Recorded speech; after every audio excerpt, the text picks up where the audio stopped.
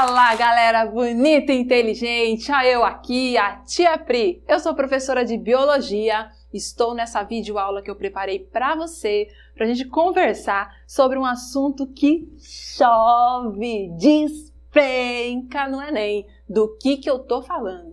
Estou falando de genética molecular e associação dessa informação com a biotecnologia, onde que ele tem uma relação aí. Então a nossa videoaula de hoje é sobre isso. E eu preparei para você um esquema bastante simples que eu acho que você vai entender.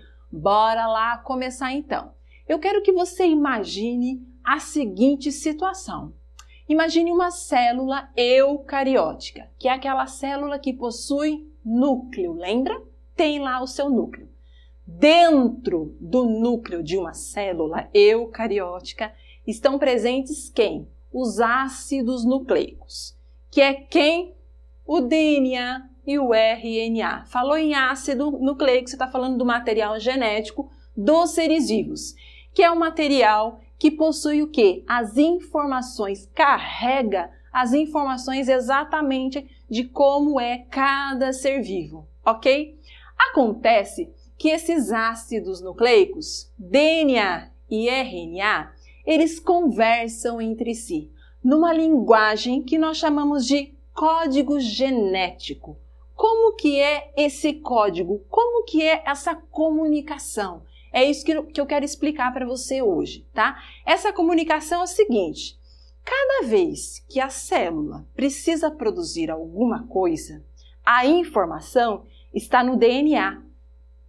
Ele é a molécula que armazena as informações de tudo que precisa ser produzido, a maioria das coisas, ok? Então, precisou produzir alguma coisa, a informação está no DNA. Mas o DNA, do ponto de vista da célula, é uma molécula formada por duas cadeias que estão unidas, ok? E essa molécula, do ponto de vista da célula, é grande, tá? Essa informação não consegue sair, esse DNA, ele não consegue sair de dentro do núcleo e ir lá para o citoplasma, para mandar os seus servos trabalharem. Tá imaginando a cena? Tá. Então, o que vai acontecer? Cada vez que a célula precisa produzir alguma coisa, essa informação que está guardada no DNA, ela vai ser passada para o RNA. O RNA nada mais é do que a cópia da informação do DNA, daquilo que precisa ser produzido. Só que o RNA é uma molécula que está dentro do núcleo, corresponde à cópia de um pequeno pedaço do meu DNA. Ele é pequeno o suficiente para sair do núcleo por estruturas que nós chamamos de poros, buracos, ok?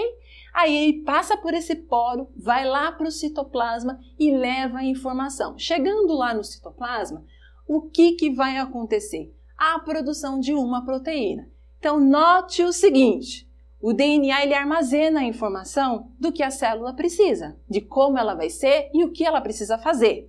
O RNA é quem vai levar, transportar essa informação até o local de produção. E o que é a proteína? A proteína é a expressão dessa informação. A expressão direta é o produto final ou é o produto intermediário aí que vai ser responsável pela produção de algo lá na frente. Essa comunicação, essa linguagem é o que nós chamamos de linguagem universal. Por que universal? Porque funciona assim em todos os seres vivos. Não interessa quem que é o cara. Não interessa se o cara é uma bactéria, se ele é um fungo, se ele é uma planta, se ele é animal, se ele é você, se sou eu. Essa linguagem, ela é universal.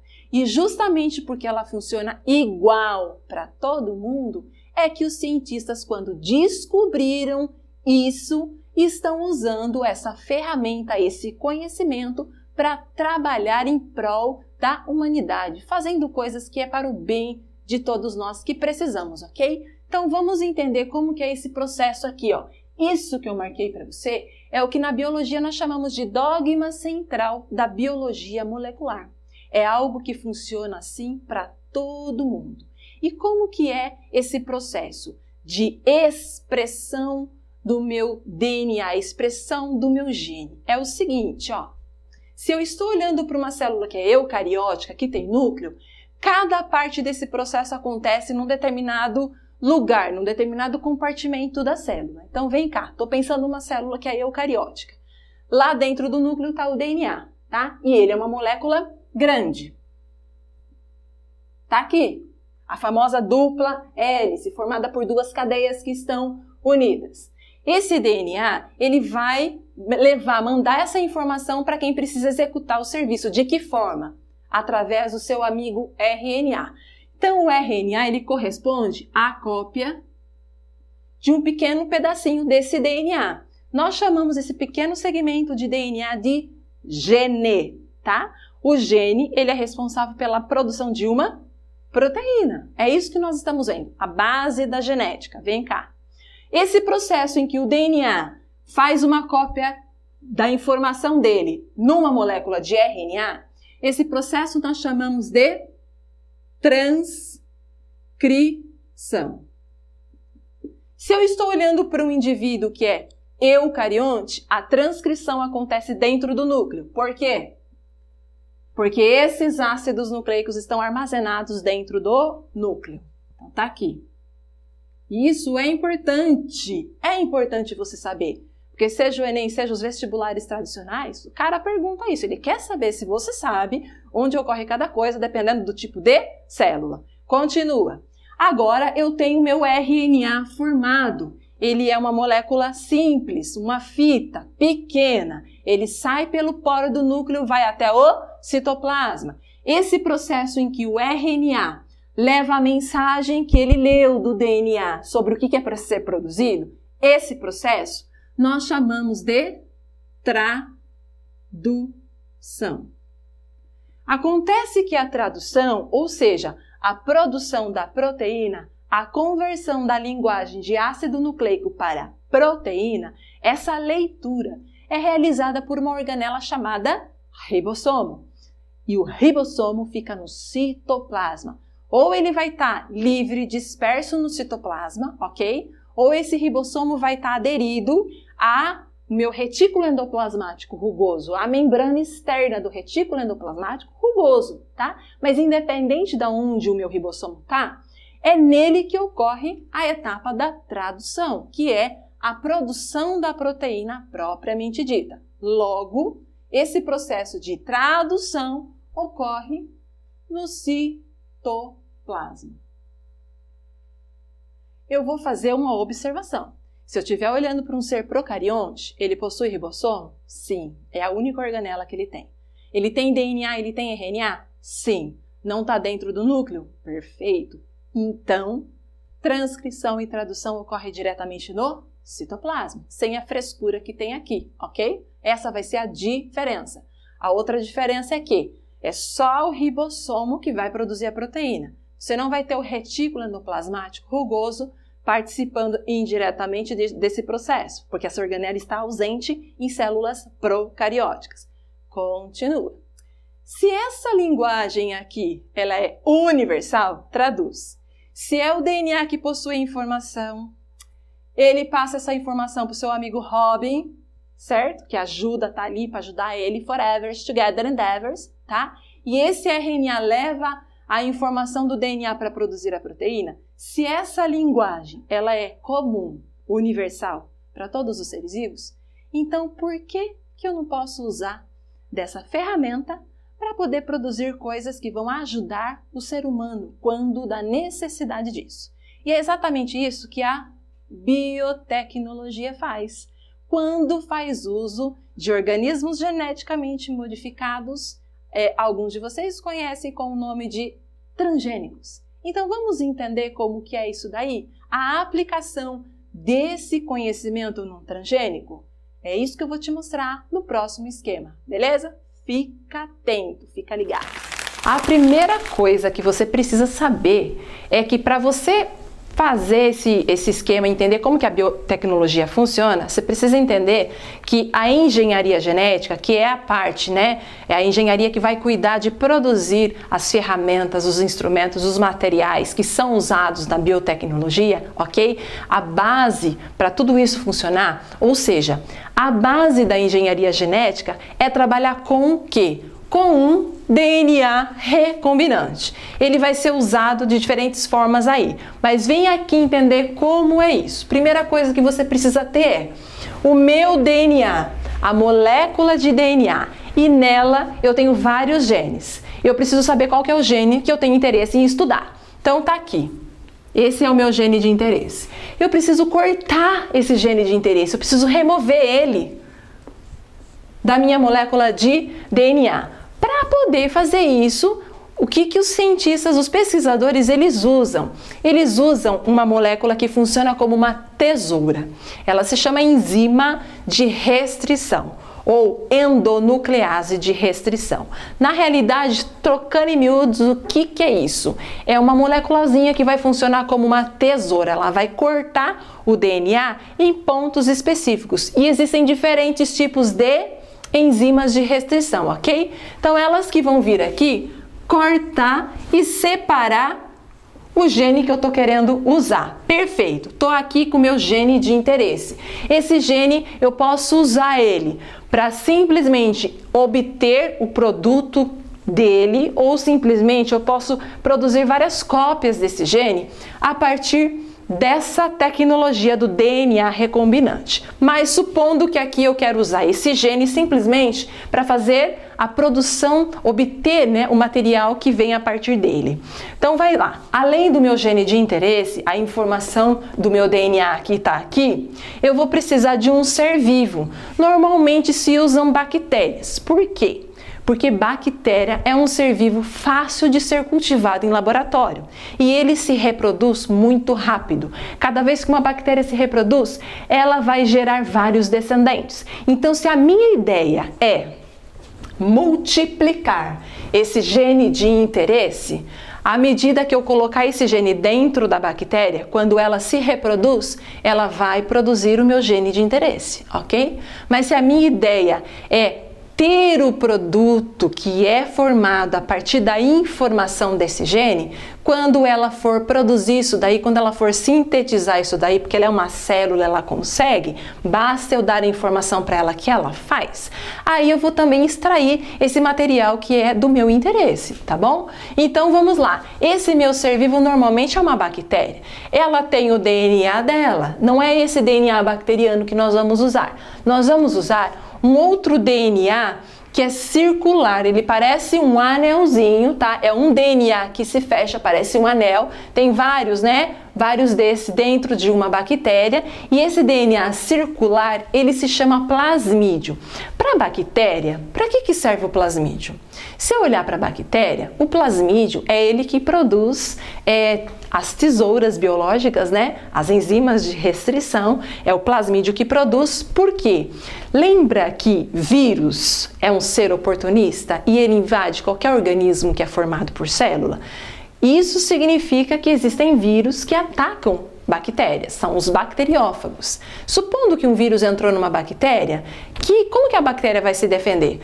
A partir das enzimas de restrição que são produzidas pelo plasmídio. Então, para a bactéria, esse plasmídio ele vai funcionar como se fosse um sistema imunológico, tá? Mas para o nosso esquema aqui, por que eu vou usar o plasmídio? Porque eu vou remover esse DNA circular, tirar daqui de dentro, tá? Eu vou abrir esse plasmídio, eu vou ter a enzima de restrição que vai abrir no ponto certo. A mesma enzima de restrição que eu usei aqui é a enzima de restrição que eu usei para remover esse gene de interesse.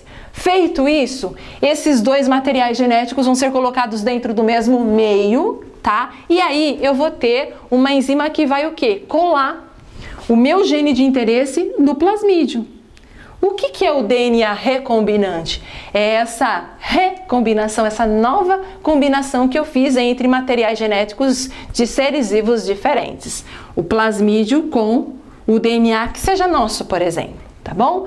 Pronto, depois que eu fiz isso, depois que eu fiz o plasmídio associado com o gene de interesse, eu vou pegar esse plasmídio e eu vou colocar dentro da bactéria. Pronto, vou deixar. Se essa bactéria está no meio de cultura, que é o lugar onde elas são colocadas, uma placa de vidro que contém ali nutrientes para ela, você está dando comidinha para ela. Você vai deixar ela num ambiente bem aconchegante. Você está dando comida, você está dando casa, você está dando a temperatura favorável para ela, você está dando o que ela precisa para ela se reproduzir, ok? Se você deu nutrientes, uma vez dentro dela, esses nutrientes vão ser usados. E aí, ela vai usar para produzir proteínas. Acontece que, se eu inserir um gene que não é dela, aqui nela, na hora em que esse DNA for usado para produzir-se um RNA, vai fazer aqui o processo igualzinho faz em qualquer ser vivo, porque a linguagem é universal. A minha bactéria vai copiar essa informação que está aqui, ok? Tem aqui todo o material, os nutrientes que precisam. Ela vai, a partir desse RNA, produzir o quê? A minha proteína de interesse. Eu posso pegar essa proteína depois, extrair esse produto do trabalho da bactéria. Eu vou extrair, eu vou usar. Isso, por exemplo, é onde que se usa, né? Essa ferramenta aqui é usada para produzir insulina, por exemplo. Antigamente, o pessoal usava insulina de porco para fazer o tratamento de pessoas que têm diabetes. Mas por uma questão de incompatibilidade, por rejeição, que os caras começaram a pensar, se eu sei qual que é o gene que produz a insulina, ó lá, o DNA de interesse, o produto é o quê? A insulina. Então, se eu sei qual que é o gene que produz a insulina, eu vou fazer o seguinte, eu vou colocar num ser vivo que vai fazer esse serviço por mim. Então, esse gene começou a ser multiplicado dessa forma, colocado dentro de bactérias, porque ela vai produzir a insulina humana, porque você colocou o gene humano para fazer isso daí. Então, dessa forma, você consegue produzir a insulina em grande escala, porque você usa várias bactérias para realizar o processo, tá bom? Então a insulina é produzida assim, hormônio de crescimento é produzido assim, tá bom? Então tem várias aplicações aí. Mas eu posso também, em vez de fazer essa bactéria aqui trabalhar para eu extrair o produto dela, eu posso, como ela se reproduz muito rápido, eu posso simplesmente estar proliferando, tá multiplicando esse meu gene de interesse, ok? Então você pode fazer isso daqui e simultaneamente também tá extraindo o produto que é obtido a partir disso. O que eu quero que você entenda, tá? Qual que é a conclusão da nossa história? Por que isso aqui é possível? Por causa da universalização do código genético, ou seja, a linguagem com que o material genético trabalha, a correlação que existe entre o que está no DNA, que vai para o RNA e é produzido depois. Esse processo é o que eu chamo de linguagem, esse código genético. Primeira coisa que você tem que entender que esse mecanismo aqui, essa ferramenta, ela funciona por conta dessa linguagem que vai ser comum para qualquer ser vivo. Basta eu dar para o meu ser vivo o que eu quero através do meu DNA, que ele vai produzir, ok? Por isso que funciona dessa forma. Outra coisa, isso que eu estou falando aqui, né? Você conhece como organismos geneticamente modificados, que é o quê? Veja o que eu estou fazendo. Esse ser vivo que eu extraí o meu gene de interesse, ele é um organismo que foi modificado, porque eu extraí um gene dele, ok? A minha bactéria é também um organismo geneticamente modificado, mas aqui ela é aquilo que nós chamamos de transgênico. Qual é a diferença? Que todo transgênico, ele é um organismo que foi modificado, seu material genético ele foi modificado, mas para ser transgênico é porque além de ter o DNA dele, ele também tem o DNA de outro ser vivo. Então você falou em transgênico, você está falando que isso aqui aconteceu, mas simplesmente remover DNA de algum ser vivo, fala para mim que ele é um organismo geneticamente modificado, ok? Então, são esses detalhes que você precisa saber, mas grava, não esquece. Por que que isso é possível? Por causa da universalização do código genético. É isso que você precisa saber. Eu espero que você tenha entendido, ok? Mas se você não entendeu, posta aqui o seu comentário, faz aqui a tua pergunta, porque a Tia Pri tá aqui para ajudar você, ok? Tenta resolver exercícios, na dúvida, me chama, porque eu quero poder te ajudar. Fica aqui e até a próxima videoaula. Tchau, tchau!